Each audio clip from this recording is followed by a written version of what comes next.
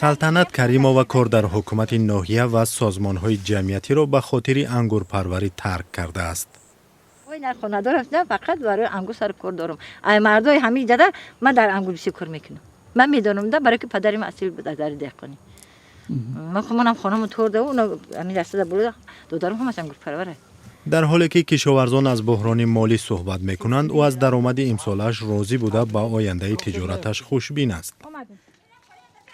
ما یگام چی عذاب نمیکشیم خوری هم نمیکشیم بچم چی خیلی که دور سیوز بود ما انما خیلی زندگی میکنیم. از 8 فرزند او فقط یک نفرش مهاجر کاری است.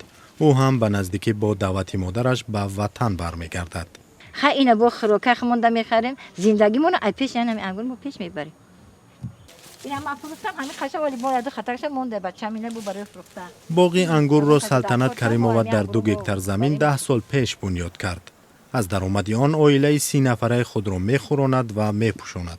از انداز سپارندگان فعال است و تا حال 10,000 درآمد صاف گرفته است. توفی داریم، اوک داریم، حسینی داریم، قطع قرآن داریم، انا چی اینا بو زیری کفتر داریم.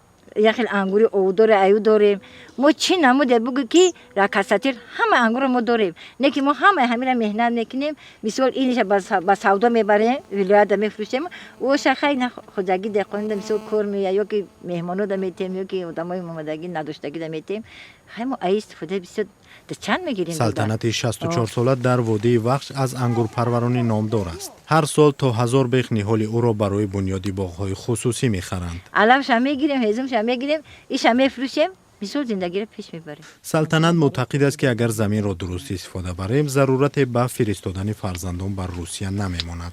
چون تو ماه ینور فوریه میسته. آنها حضور آدمایی که نگاه میکنن همو در بازار میبرن میفروشن که همه انگورا.